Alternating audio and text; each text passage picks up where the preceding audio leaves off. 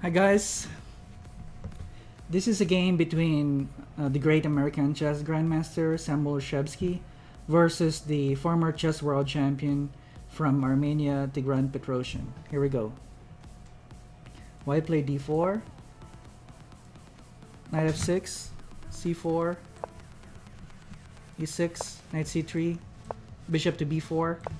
This is Denim's Indian defense. Black's idea is to trade its dark squared bishop against White's knight in return. White gets doubled c-pawns. Black will also get a lead in development and be able to exert some pressure against White's central pawns. When you have paired bishops, you want to open up the position. When you have two knights, you want to keep it close. e3, castle, bishop d3, d5, knight f3, c5, castle, knight c6, a3. Here we go. Now black exchanged its dark squared bishops for the knight. b6, c takes d5, e takes d5, bishop b2, c4, gaining some space on the queen side, bishop c2, bishop g4, pinning the knight, and queen e1. And this is an interesting move because it invites black to take the knight on f3. Knight e4, knight d2, knight takes d2, queen takes d2, bishop h5, a prophylactic move because white was planning to play f3 followed by e4, so black decided to retreat right away.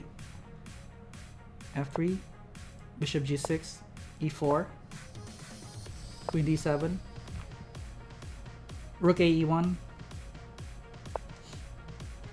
d takes e4, f takes e4, rook fe8, queen f4, b5 expanding on the queen side, bishop d1, rook e7, bishop g4, bishop g4, threatening to take the queen.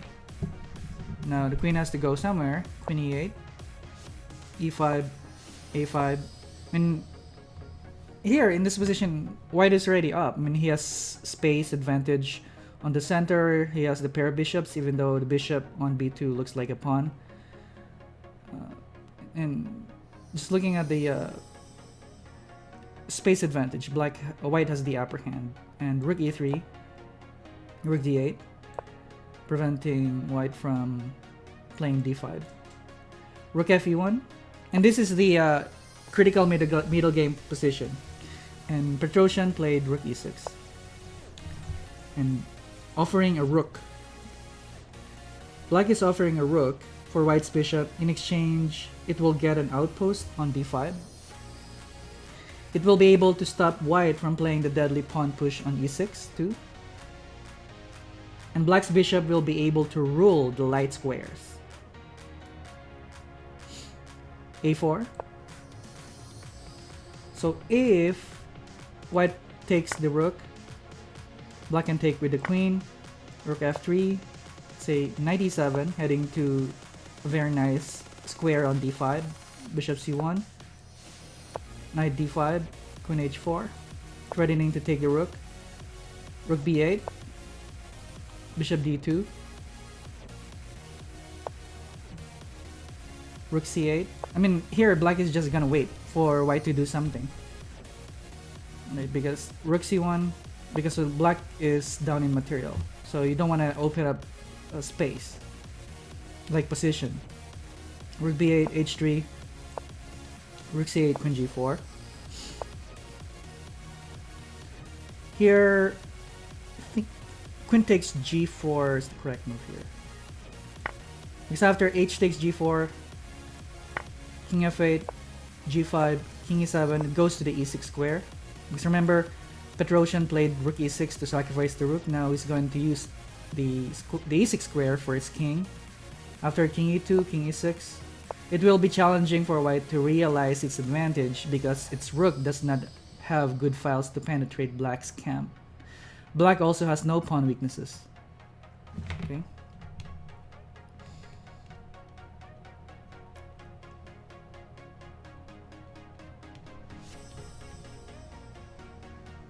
So here, Sam played a4, then Petrosian played knight e7, heading to d5.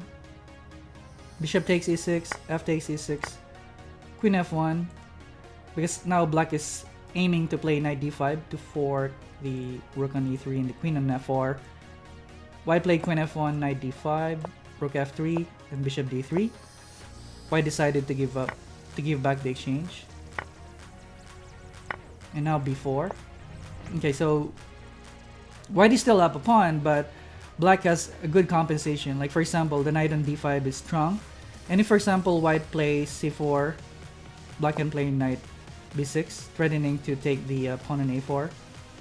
And if white plays d5, you can just take c5, then knight c4, bishop d4, queen e6. Again, this very important square for black to prevent white from playing e6 to activate its dark squared bishop.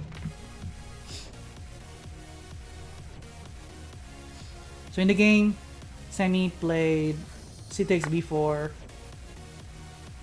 a takes b4, a5, rook a8, rook a1, queen c6, very beautiful diagonal for black. Bishop c1, queen c7, threatening to pressuring the a5 pawn, a6, queen b6, bishop d2, b3, queen c4, a6, creating a lift for black, h3, b2, rook b1, king h8, bishop e1. A draw was agreed here. Like for example, rook takes a6, white has this queen c8 check, king h7, queen c2 check, king g8, queen takes b2, queen takes b2, rook takes b2. And even though white is a pawn up, it will be hard for white to prove its advantage because white's passed d pawn here, the d4 pawn, it's stuck. And it's blockaded by a powerful knight on d5. And also, black has this kind of weak pawn on e6, but it can easily be defended by the king to the black king going to f7. So what did we learn from this example? In Nimzo Indian defense, black's idea is to trade its dark squared bishop against white's knight. In return, white gets doubled c-pawns. Black will also get a lead in development and be able to exert some pressure against white's central pawns. When you have paired bishop, you want to open up the position. When you have two knights, then keep it close. If you're under attack, look for possible positional sacrifices like rook e6 in this game. In exchange, you might earn wonderful outposts for your piece and have a superior and unopposed piece such as black's light squared bishop on this example. Don't forget to hit the like button, subscribe, and leave a comment on this show, and please share it to your friends. You can also review this game on the link below at lichess.org. And thank you guys for watching. Please come again for the next show.